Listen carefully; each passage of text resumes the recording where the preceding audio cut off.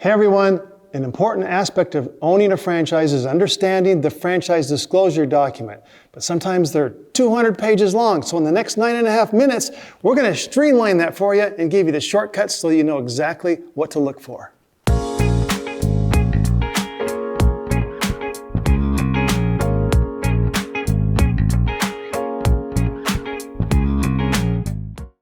At the heart of every franchise offering, every franchise company has to have a franchise disclosure document. That's the document that discloses the very most important things to that potential franchisee so they can make a proper decision. The law was put into effect so that franchisees had to receive these disclosures so they wouldn't make mistakes in how they invest in franchising. So that's a protection for you as a potential franchisee. Now, they may seem very scary. There's a lot of legal work in there done. There's a lot of challenges to overcome in a franchise disclosure document, but today we're going to make it simplified. We're going to go through the main things to consider when you start looking at a franchise. So the franchise disclosure document is typically 23 items, and they're listed as different items. We're going to go through a few of those, not every one of them, but we're going to streamline those for you. And the other piece of the main piece of the franchise disclosure document is the actual agreement that you'd end up signing if you became a franchisee. Now those a lot of times will mirror each other. So you have the franchise disclosure document and the franchise agreement and a few other documents all in one with their exhibits and the financials of the franchise company. But the things you want to pay attention to, first of all, in a franchise disclosure document, we call it FDD for short. I'm just going to put that up here because you'll hear that term a lot, FDD. The first thing we look at is item 1, and that's just a brief discussion of the business and what it does, and you've received that usually in some of the marketing materials that are on the websites and things like that. But then you look at the management in item 2. So that's the management team that's behind it. How is it managed? Who are these people? Are they experienced? Take a look at those and see how you feel about those. And one of the things you'll want to do in investigating the franchise is actually meet as many of those management people as you can to get a feel how well they relate to you. And if you feel like there's a bond and there's something that you can create that synergism so that you can all do very, very well with your franchise. And then, of course, they look at other things like bankruptcies and litigation and anything like that against the company or the officers of that company. You'll want to check that out. That doesn't mean it can be a no-no if someone has been in bankruptcy or litigation, because a lot of the main franchises, the bigger ones, of course, usually have lists of litigation. That's part of the program. So let's get into some of the important things that you'll want to look at. And one of the main things I like to look at is what's called item number 6. And that reviews your fees, like your royalties.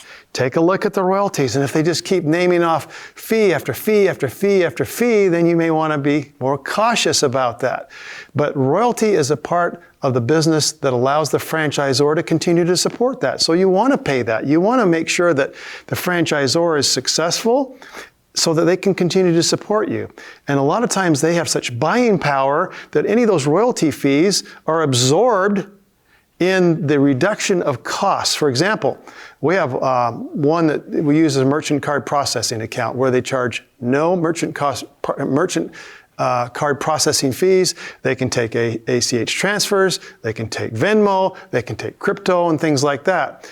That saves the franchisee almost 3% right there off of the royalty. So there's things like that that are buying power that allows the franchisee to have a benefit by being part of that franchise. The other big one that I like to look at is item number 7, and this is your startup costs. So as you look at the startup and you see, what is it going to take for me to get this started? Now, usually they put in there, it's not just, here's the startup costs, get started, and you have to feed it more money. Usually you want to look at this so that they have, it's usually like 90 days or more, it might be 6 months worth of operating capital, so you can get to the point where you have positive cash flow. You want to look at that. And there's a low investment and there's a high investment. Usually it's somewhere in between where you end up investing. And of course, there's the financing part. You want to talk to the franchisor about which items on this list of startup costs are financeable and which are not. That'll give you a number of which you'd need to come up with in cash and then hopefully you can get the rest of that financed, which makes it more smooth as you begin your franchising position. The next things you want to look at are territories. So if you look at the territory and what you're getting, because sometimes these territories can infringe on others. Sometimes they may be just a small radius. I remember explaining some to potential franchisees why the Fantastic Sam's hair salon's radius was only a half mile. So that means you can put another Fantastic Sam's hair salon a half mile down the street from me? How does that work? Well, we were able to explain that to the franchisees because a lot of times you get into bigger cities and you got a river and a bridge dividing it, so you have to have them cross the river, but yet you can't get to them because you got to go all the way around the river. So sometimes there's things there that help you understand why they're so narrow. But most franchises have they don't necessarily have an exclusive territory. That's where you have it mapped out on the map where this is your zip code and you can only go in your zip code. No one else can do this for you, or no one else can come in your territory. But more likely they're going to have a protected territory. That means that you could have maybe 100,000 population surrounding your territory with a certain demographic of people who will come in and use your services. They can get very, very specific on that, and there's services that franchisor should have to help you through that. Let's talk a little bit about training. You want that training and you want support, right? That's going to be in there too. So as you look at the training, how is that done? Where is it done? How much is it going to cost you? And probably most important is how long is the training? Now, if you go to some of the bigger franchises, it might be a month long. Now, can you give up a month away from your job or your career or your other business to go to training? That's sometimes kind of difficult. So most trainings that we look at are anywhere from about 3 days to a week, maybe 10 days. So that's more reasonable. So you look at the training, how many hours, they have to list out how many hours it's going to be to do your training. Now there's a lot of other things in here that we can talk about, but the most important thing I'm going to look at is what I call, or what is called item 19. And that's what we term financial representations.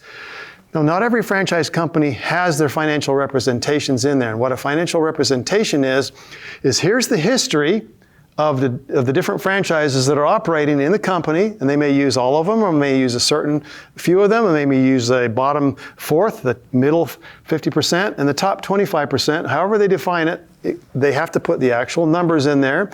And that way you can verify the amount of numbers and the amount of cash that is being generated by those franchises. Typically, they only put in the total sales. Sometimes they'll put in cash flow or profit. But you'll want to look for that total sales in item 19 to help validate and understand your position in that franchise disclosure document. And the last thing that they'll have you do is they'll have you, before they give it to you, or as they give it to you, they'll ask you to sign for it. Now, that's not any obligation on your part. No one will track it. Nobody will say, oh, you signed it on a certain date, so now you have to pay money. There's no obligation to that. You will not have to pay money by signing for and receiving a franchise disclosure document. It's just a simple to document the fact that you've received it, and so that the government, if ever called upon, knows that you have received that document on such and such date and were able to be granted a franchise at a later date. So the franchise disclosure document becomes your source for a lot of the detailed information, and it takes some time to usually go through that, but it's very worth it. And you'll usually have an advisor for that franchise company that'll help you go through that process and get some shortcuts done so that you can not have to go through all the detail, but still get the detail that's important to you to make a good, solid decision on how and when you move forward with that particular franchise. I hope you found this information very useful. Please subscribe. Let's check out the next video.